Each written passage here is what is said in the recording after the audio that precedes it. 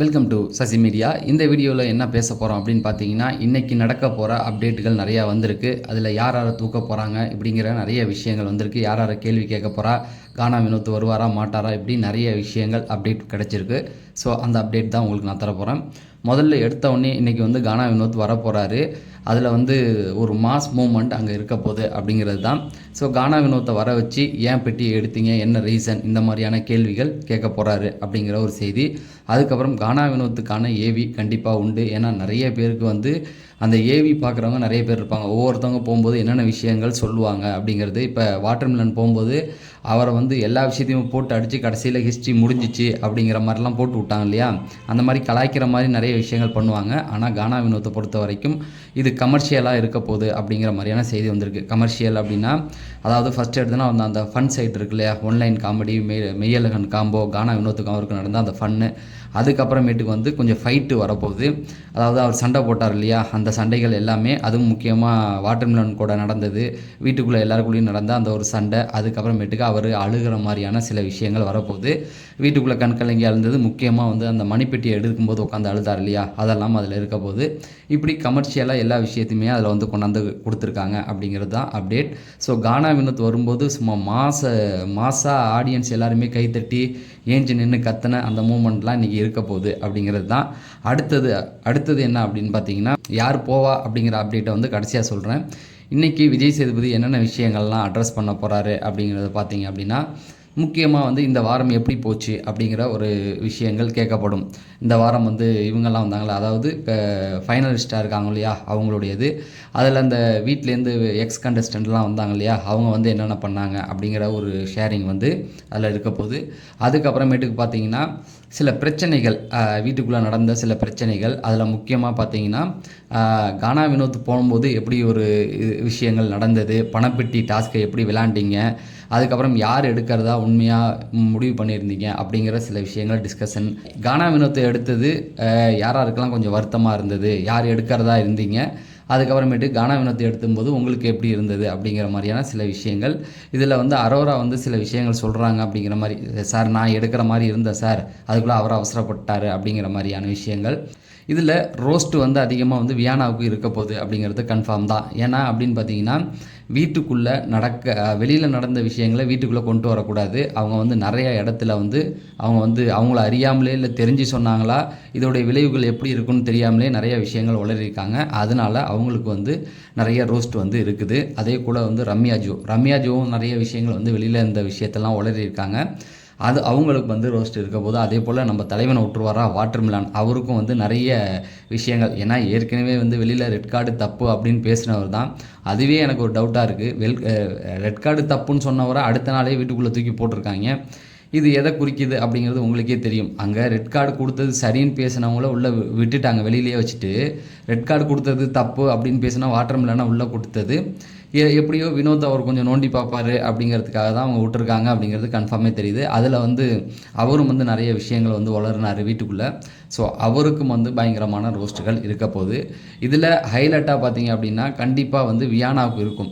ஏங்க வியானாவுக்கு இருக்கும், வியானா மேலே உங்களுக்கு அவ்வளோ காண்டா அப்படின்னு கேட்டிங்கன்னா, அதெல்லாம் எனக்கு ஒன்றும் கிடையாது. உண்மை என்ன அப்படின்னு பார்த்தீங்கன்னா, ஆப்போசிட்டில் அவங்க யாரெல்லாம் ட்ரிகர் பண்ணி வம்பாளத்தாங்க அப்படிங்கிறத பாருங்கள். ஒன்று சாண்ட்ரா, அடுத்தது விக்ரம். அரோராட்ட லைட்டாக சீண்டி பார்த்தாங்க. இப்போ சபரிக்கிட்டலாம் இப்போ நிறையா விஷயங்கள் அவங்க பண்ணாங்க. அதை அவருக்கு எப்போவுமே கண்டுக்க மாட்டார். சபரிக்கு எது நடந்தாலும் எனக்கு என்ன அப்படிங்கிற மாதிரி போகிற ஆள் தான். இப்போ சாண்ட்ரா, விக்ரம் இவங்கள ரொம்ப நோண்டி பார்த்துருக்காங்க. சும்மா விடுவாரா? ஏன்னா சாண்ட்ரா யாருன்னு உங்களுக்கே தெரியும். அவருடைய தங்கச்சியை கலாச்சி பார்த்தா விட்டுருவாரா? அதனால் வியானாவுக்கு தான் நிறைய ரோஸ்ட்டுகள் இன்றைக்கி இருக்க போகுது அப்படிங்கிறதும், ரம்யாவுக்கும் கொஞ்சம் கூடுதலாக இருக்க போகுது அப்படிங்கிறது தான். இதெல்லாம் எதை வச்சு சொல்ல போகிறாருன்னா, வெளி அப்டேட்டு ஏன் கொடுத்தீங்க அப்படிங்கிற போர்வையில் அவங்களுக்கெல்லாம் இருக்க போகுது. அது ஒரு கன்ஃபார்ம் நியூஸு. அதுக்கப்புறமேட்டுக்கு பார்த்தீங்க அப்படின்னா, இந்த வாரம் யார் வெளியேற போகிறா அப்படிங்கிறதுல கண்டிப்பாக எவிக்ஷன் இருக்குது. அந்த அப்டேட் கண்டிப்பாக கொடுத்துருக்காங்க. ஒருத்தவங்களை தூக்கிடுவாங்க. அப்போ 4 பேர் தானே இருப்பாங்க, அது முடியுமா அப்படின்னு கேட்டிங்கன்னா, கண்டிப்பாக இந்த வாரம் 4 பேரோட தான் ஃபைனலிஸ்ட்டு உள்ளே போகிறாங்க. அப்படி நாளையிலேருந்து புது டீம் உள்ளே வர போகிறாங்க. அதாவது மண்டேலேருந்து பார்த்தீங்கன்னா புதுசாக இப்போ இருக்கிற எல்லாரையுமே கூட்டு வருவாங்க. அது கன்ஃபார்மாக ஆகிருக்கு. இதில் வந்து மிட் வீக்கில் ஒருத்தவங்க போவாங்களாம். அடுத்த வாரம் மிட் வீக்கில் ஒருத்தவங்க போயிட்டு ஃபைனல் ஸ்டேஜில் 3 பேர் தான் இருக்க போகிறதா செய்திகள் வந்துகிட்டு இருக்குது. இது புதுசாக தான் இருக்குது எனக்கே, பட் அப்படி தான் செய்திகள் வந்துகிட்டு இருக்குது. இந்த வாரம் வெளியேறதுக்கு யாருக்கு வாய்ப்பு இருக்குது அப்படின்னு பார்த்தீங்கன்னா, ஓட்டிங் அடிப்படையிலேயே நம்ம வச்சு பார்த்தா கூட கானா வினோத் போயிட்டார். ஸோ அவருக்கு வந்து இனிமேல் ஓட்டு போடுறது என்ன, கண்டிப்பாக ஓட்டு போட்டுக்கிட்டு தான் இருக்காங்க. இப்போ கூட செக் பண்ணி பார்த்துக்கிட்டு தான் இருக்கேன். அவருக்கான ஓட்டுகள் வந்துக்கிட்டு தான் இருக்குது. ஏதோ ஒரு விதத்தில் அவர் வந்து அதை பார்ப்பார் இல்லையா, அதனால் ஓட்டு போட்டுக்கிட்டு இருக்காங்க. அவரை விட்டுடலாம். அடுத்த இடத்துல திவ்யா இருக்காங்க. திவ்யா மேலே கை வைக்கிறதுக்கு வாய்ப்பே கிடையாது. ஏன்னா அவங்களுக்கான ஓட்டுகளும் அதிகரிச்சுக்கிட்டு தான் இருக்குது. ஸோ திவ்யாவுக்கு ஒரு பேக் ஃபயர் இந்த வாரம் இருக்கிறதுக்கு வாய்ப்புகள் நிறையா இருக்குது. அது என்ன அப்படின்னு பார்த்தீங்கன்னா, அவங்க வந்து சேனல் ரெட் கார்டு கொடுத்தாங்க இல்லையா, அந்த விஷயத்தை அவங்க பேசலானாலும் அவங்க நடித்தாங்க அப்படிங்கிற மாதிரி, சாண்ட்ரா வந்து அந்த காருக்குள்ளே நடித்தாங்க அப்படிங்கிற மாதிரி ஒரு விஷயத்தை வந்து சொல்லியிருக்காங்க. ப்ரொமோவில் போட்டாங்க. ஆனால் 1 hour எபிசோடில் அது வரல. அப்படி இல்லைனாலும் அந்த விஷயத்தை வந்து அவர் கேட்குறதுக்கு நிறைய வாய்ப்பு இருக்குது. எப்படி நீங்கள் சொல்லலாம் அப்படிங்கிறது, ஒருவேளை தன் தங்கச்சியை திட்டாங்க அப்படிங்கிறதுக்காக அவங்க மேலேயும் ஏறுறதுக்கு வாய்ப்புகள் இருக்குது. என்னை கேட்டால் அந்த ஒரு பாயிண்ட் வந்து ரொம்ப தப்பு தான். ஏன்னா திவ்யாவை பொறுத்த வரைக்கும் அவங்க கூட தான் நின்னாங்க. அன்னைக்கு வந்து அந்த அவங்க மயங்கி விழுந்தப்போ அதை வந்து சரின்னு ஏற்றுக்கிட்டு அவங்களுக்காக சண்டை போட்டவங்க தான் இன்றைக்கி பிறண்டு பேசுகிறாங்க. ஒருவேளை சாண்ட்ரா இந்த விஷயத்த சொல்லிட்டாங்க, நம்மளை பற்றி தப்பாக பேசிட்டாங்க அப்படிங்கிற ஒரு விஷயம் இருந்தாலும் அவங்க வந்து அதை டைரெக்டாக போய் கேட்டுட்டு அவங்கள்ட்ட வந்து எப்படி நீங்கள் பேசலாம், உங்களுக்காக நான் இவ்வளோ நின்னனே, எப்படி இவ்வளோ கேவலமாக என்ன பேசுனீங்க அப்படிங்கிறத பேசாமல் பின்னாடி தான் போய் அவங்க பேசிகிட்டு இருக்காங்க. ஸோ அதுவே ஒரு இடத்துல எனக்கு ரொம்ப நெகட்டிவாக தோணுது. நேரடியாகவே போய் கேட்டுடலாமே இந்த விஷயத்த, ஏன் பின்னாடி நின்று பேசி அது அவங்களுக்கு தானே பேக் ஃபயர் ஆகுது.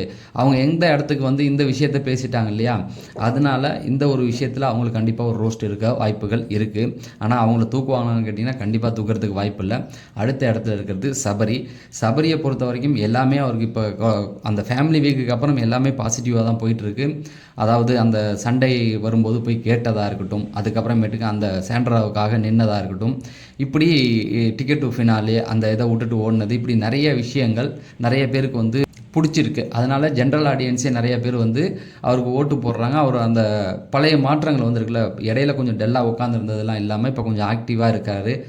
இந்த ஃபஸ்ட்டு 2 வீக்கில் பார்த்த மாதிரியே இப்போ வந்திருக்காரு அப்படிங்கிற மாதிரியான விஷயங்கள் அவருக்கு சாதகமாக இருக்குது. அதனால் அவரையும் வந்து இப்போ கை வைக்க முடியாது.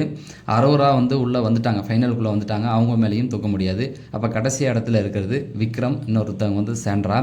ஸோ விக்ரம் மேலே எப்போவுமே ஒரு கரிசனம் அவருக்கு இருந்துக்கிட்டு தான் இருக்கும். விஜய் சேதுபதியை பொறுத்த வரைக்கும் அவரை வந்து தூக்குவாரா அப்படின்னு கேட்டிங்கன்னா, ஃபினாலே வீக்கில் அவராலேயே இனிமேல் எதுவுமே பண்ண முடியாது அப்படிங்கிற ஒரு ஸ்டேஜுக்கு வந்தாச்சு. ஏன்னா ஆப்போசிட்டில் இருக்கிறது சாண்ட்ராவா விக்ரமா அப்படின்னு பார்க்கும்போது கடைசி இடத்துல சாண்ட்ரா தான் இருக்காங்க.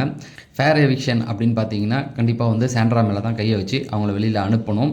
இந்த நேரத்தில் அவங்கள வெளியில் அனுப்புறது ஒரு விதத்தில் நல்லாமா இருக்கும். ஏன்னா அவங்கள பொறுத்த வரைக்கும் எல்லாமே நெகட்டிவாக தான் போயிட்டு இருக்குது. வரவங்களும் அவங்கள தூக்கி போட்டு பந்தாடிக்கிட்டு இருக்காங்க. இருக்கிற பேரும் இப்போ கெட்ட பேராக போகுது. இப்போ வீட்டுக்குள்ளே இருக்கிறவங்களே பார்த்தீங்கன்னா அவங்க நடிக்கிறாங்க அப்படிங்கிற மாதிரி சொல்லிட்டாங்க. இப்போ வெளியிலையும் நிறைய பேர் வந்து அதை எடுத்து பேச ஆரம்பிச்சிட்டாங்க. போன வாரம் பாசிட்டிவாக அவங்களுக்கு போன ஒரு விஷயம் அடுத்த வாரம் நெகட்டிவாகவே போயிட்டுருக்கு. அதனால் இந்த இடத்துலேயே அவங்கள கட் பண்ணால் கூட அவங்கள பற்றி பேசுகிறது கூட கொஞ்சம் கம்மியாகும் அப்படின்னு தான் எனக்கு தோணுது. ஆனால் அடுத்த வாரம் பிரஜன் வருவார் இல்லையா, அதுக்காக வச்சுருந்தாலும் வச்சுருக்கலாம். இப்போ அன்ஃபேர் எவிக்ஷன் அப்படின்னு பார்த்தீங்கன்னா கண்டிப்பாக விக்ரம் மேலே தான் கை வச்சு ஆகணும். ஆனால் விக்ரம் மேலே கையை வச்சாலும் அங்கே வந்து பெரிய பாதிப்புகள் வரப்போகிறதில்ல. இது உண்மையிலேயே விஜய் சேதுபதிக்கு வந்து தர்ம சங்கடமான சூழ்நிலை. ஏன்னா இந்த பக்கம் பார்த்தீங்கன்னா விக்ரம், அந்த பக்கம் பார்த்தீங்கன்னா சாண்ட்ரா, இவங்க 2 பேருமே அவருக்கு ரொம்ப பிடிச்சவங்க தான். ஆனால் அந்த 2 பேரில் யாரை தூக்க போகிறாங்க அப்படிங்கிறது பொறுத்து இருந்து தான் பார்க்கணும். எப்படியா இருந்தாலும் ஒரு 12-1 மணிக்கெல்லாம் அப்டேட் வந்துடும். ஆனால் இன்றைக்கி வந்து கண்டிப்பாக ஒரு எவிக்ஷன் இருக்கிறது அப்படிங்கிறது தான் அப்டேட். ஸோ வீடியோவை லைக் பண்ணுங்கள், ஹை பட்டனை தட்டி விடுங்க. நம்ம அடுத்த வீடியோவில் சந்திப்போம். நன்றி, வணக்கம்.